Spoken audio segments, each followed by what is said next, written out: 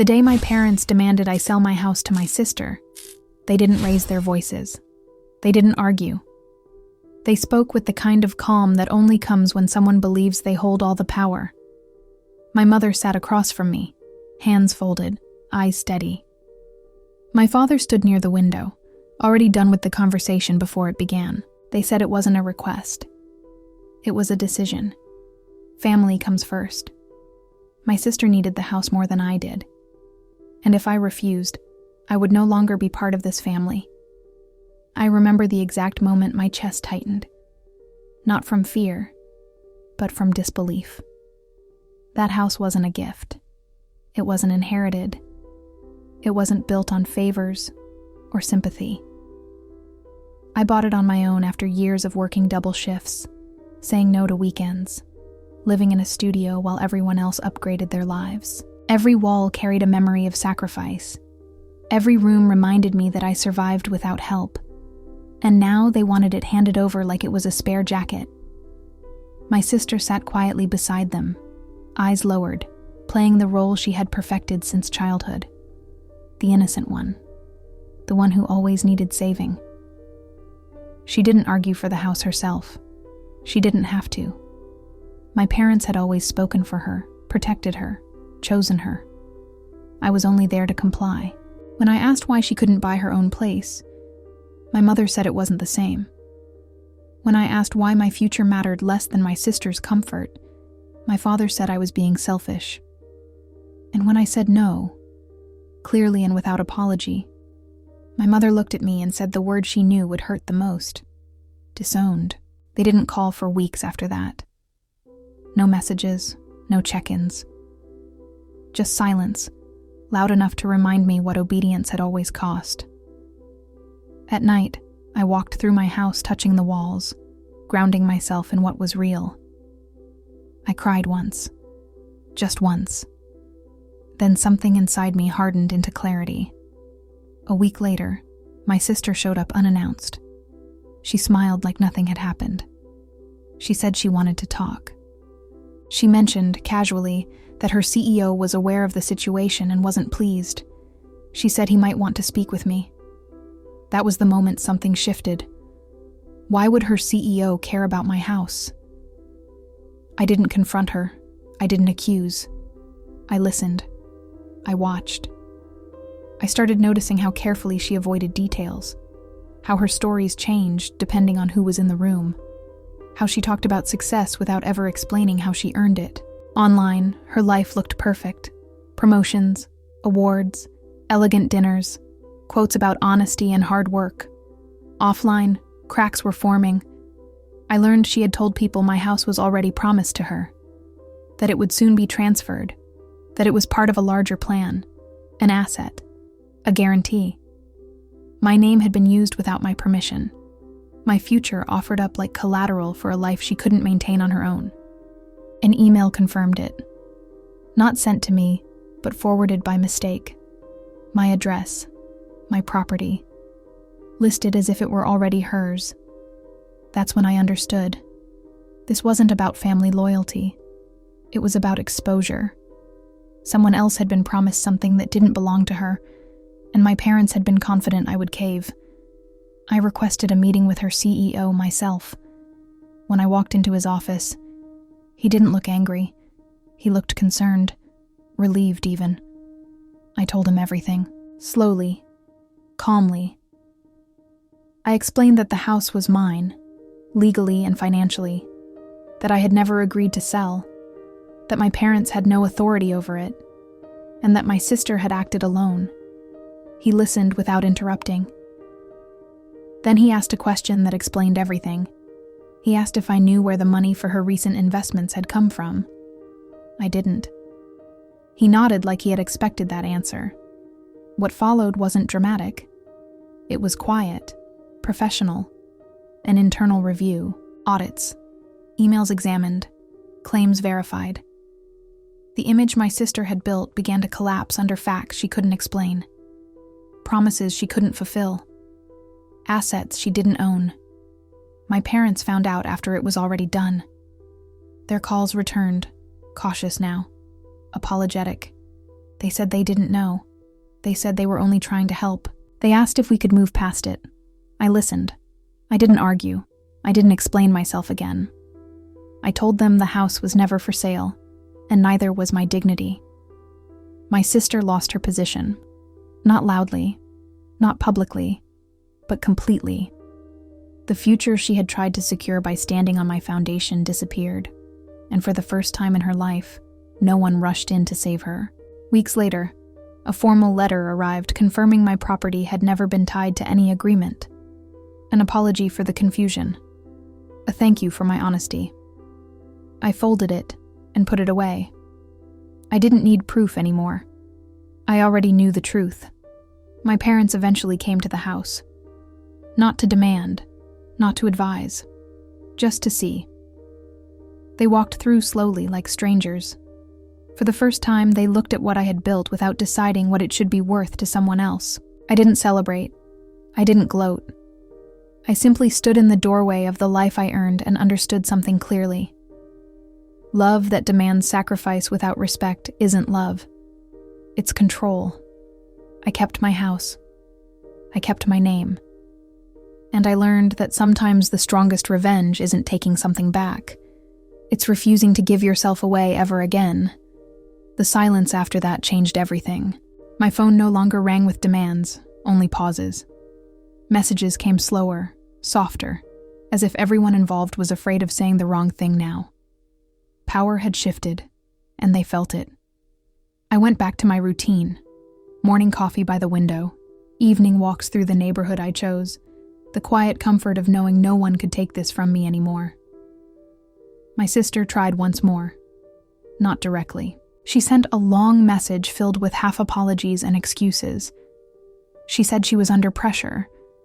She said she never meant for things to go this far. She said family shouldn't turn on each other. I read it once and didn't reply.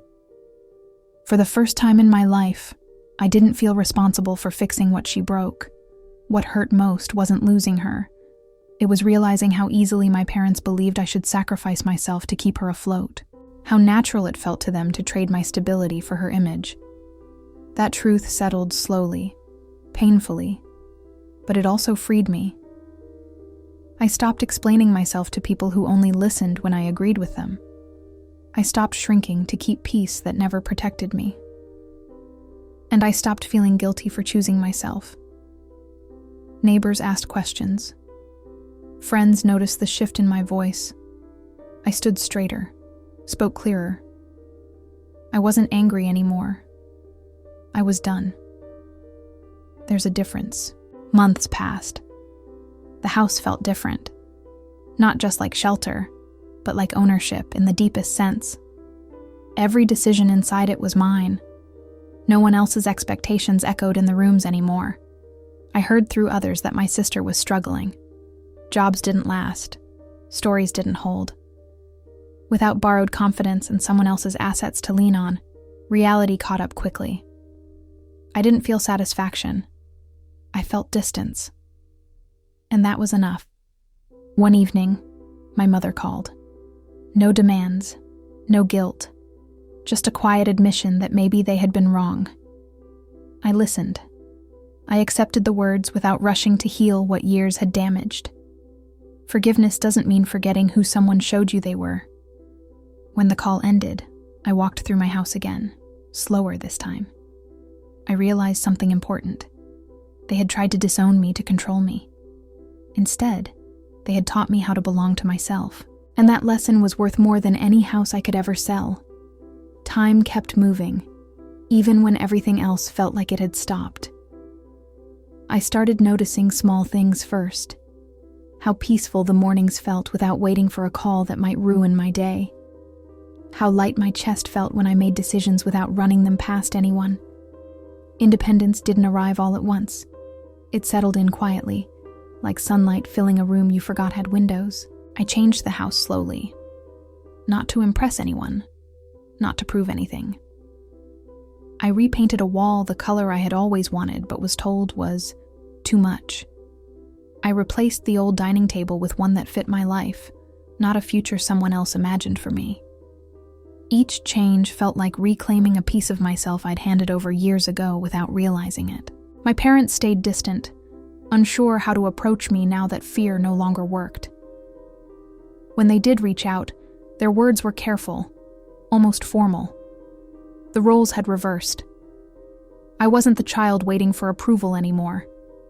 I was an adult with boundaries they didn't know how to cross. I learned more about my sister without asking. How she told people different versions of the same story. How she blamed everyone except herself. How she still believed someone would step in and rescue her if she waited long enough. That belief had carried her far once. It couldn't carry her anymore. There was a moment, late one night, when I finally allowed myself to feel it all. The grief, the anger, the relief. I sat alone in the living room and let it wash over me without judgment. Healing didn't mean pretending it never hurt. It meant accepting that it did, and choosing to move forward anyway. Opportunities I had delayed for years suddenly felt possible. I applied for things I once thought were out of reach. I planned trips without checking anyone's calendar but my own. The world felt wider when I stopped living inside someone else's expectations. One afternoon, I ran into an old family friend who had heard their side. She looked surprised to see me calm, steady, unbroken. That was the moment I understood how powerful quiet resilience can be. I didn't need to defend myself. My life already told the truth.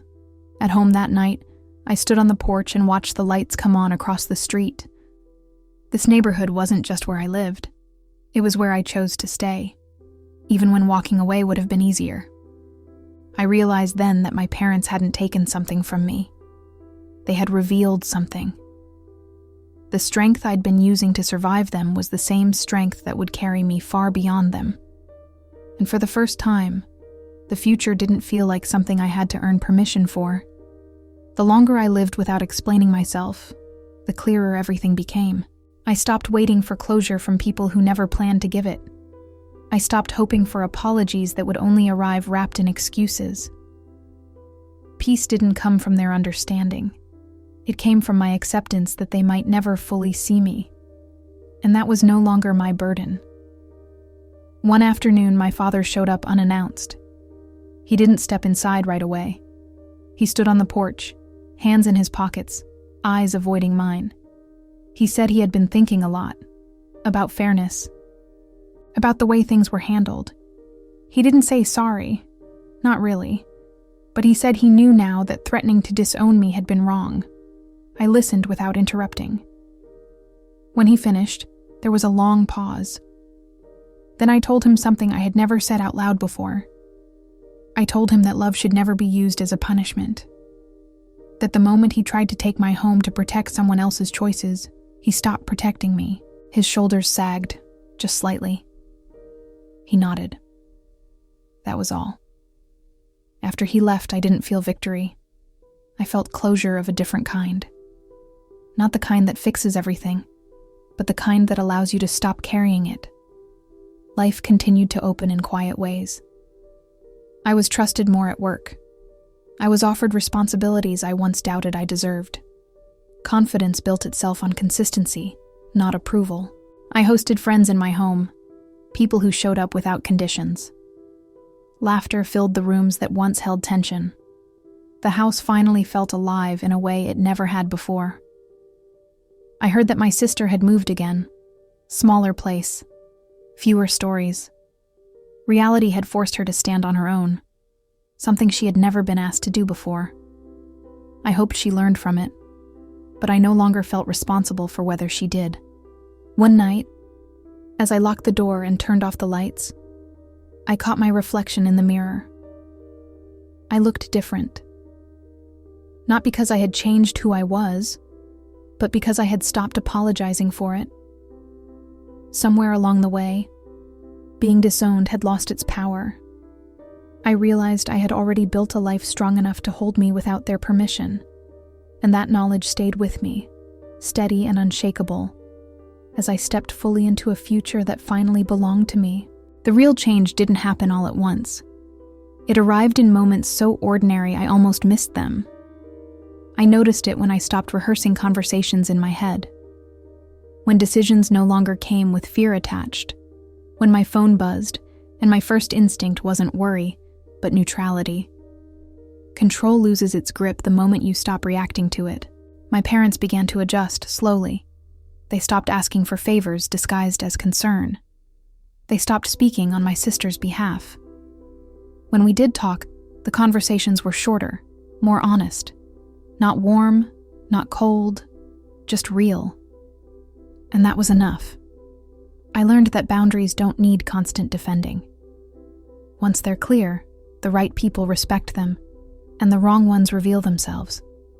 Either way, you gain clarity. One evening, I sat alone in the living room with the windows open, listening to the neighborhood settle into night.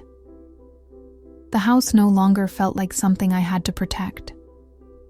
It felt like something that protected me, a place where I could exist without shrinking.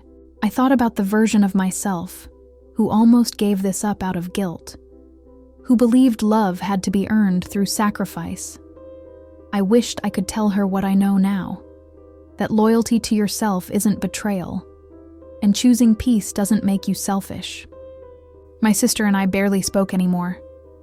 Not out of anger, but distance. The kind that forms naturally when two people stop playing the roles that once kept them close. I hoped she would find her own footing someday, but I wasn't waiting to see it.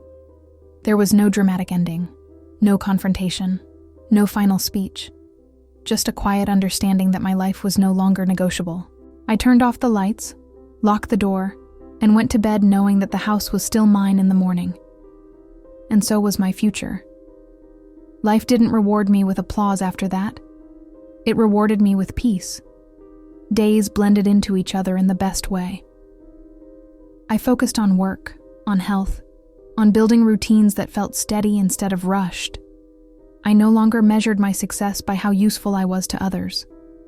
I measured it by how calm I felt inside my own life. My parents remained at a careful distance. When they spoke, there was no pressure in their voices anymore. They asked instead of told, listened instead of assumed. Losing control had taught them something they never learned while they had it. I realized I had become someone they couldn't intimidate. Not because I was loud, but because I was firm. Silence, when chosen, is stronger than argument. There were moments of sadness, of course. Letting go of the family I thought I had wasn't painless, but grief softened when I stopped expecting them to be different people. Acceptance did what resistance never could. I began planning long-term things without hesitation. Investments, travel, a future that didn't require approval. The house stood quietly behind every plan, not as a prize, but as proof that I could trust myself. Sometimes I wondered what would have happened if I had given in, if I had sold the house just to keep peace. The answer always came easily. I would have lost more than property. I would have lost myself. One evening, standing in the kitchen, I caught the sound of laughter drifting in from outside. Neighbors, families, ordinary life continuing. I smiled, not because everything was perfect, but because it was mine. The threat that once terrified me had become meaningless. Disownment had turned into independence. And the house they tried to take had become the place where I finally learned what belonging really means. The truth is, I stopped thinking about revenge altogether. Not because they didn't deserve consequences, but because my life no longer revolved around what they did or didn't understand. When you stop centering people who tried to control you, their power fades naturally. They become background noise instead of the main story. I began meeting people who only knew me as I was now. Not as someone's daughter, not as someone's sister, just me. They didn't ask what I sacrificed for my family. They asked what I wanted for myself. That question used to scare me. Now it felt simple. My parents tried once more to restore what they called normal. A holiday dinner, a family photo, a careful suggestion that we put everything behind us. I agreed to dinner. I declined the photo. Some things don't need to be erased to move forward. During that dinner, my sister barely spoke. Not out of shame, but confusion. The old dynamic wasn't there anymore. No one rushed to defend her. No one asked me to bend. The silence between us wasn't hostile. It was unfamiliar. And unfamiliar scared her more than anger ever could. When I left that night, my mother hugged me a little longer than necessary. Not to hold me back. To reassure herself I wasn't slipping away. I realized then that independence often feels like abandonment to people who relied on your compliance. I drove home slowly, streets quiet, mind clear. I unlocked my door and stepped into the stillness I had built for myself. No tension, no waiting for the next demand. Just space. I sat down, breathed deeply, and understood something that would have changed everything if I'd known it sooner. You don't win by taking from others what they tried to take from you. You win by becoming unreachable to manipulation. They had tried to force my hand with fear. Instead, they taught me how strong I already was, and that strength didn't come from keeping the house. It came from finally knowing I would never give myself away again. I didn't notice the ending at first, because it didn't feel like an ending at all. It felt like a beginning, so quiet it almost blended into the ordinary. Weeks passed without conflict, months without tension. My life no longer paused waiting for someone else's reaction.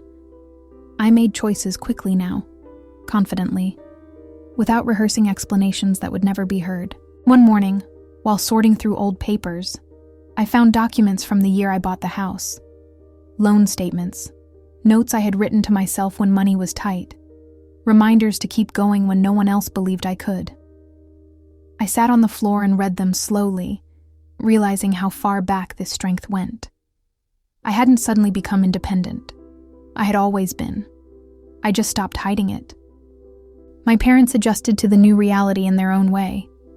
Sometimes they reached out. Sometimes they didn't. I no longer measured progress by their behavior. I measured it by how little it affected me. That was the real change. I heard that my sister had started over in a smaller city. New job, new story, fewer shortcuts. I hoped, genuinely, that she would learn how to stand on her own, but hope no longer tied me to her outcome. There was a moment, standing in the doorway one evening, when I realized I felt safe in a way I never had before. Not physically, emotionally. No one could threaten to take my place in the world anymore. I had claimed it. I closed the door, turned the lock, and leaned against it for a second longer than necessary. Not because I was afraid of what was outside, but because I was grateful for what was inside. The house was still mine. My future was still mine. And for the first time, I didn't need anyone else to agree.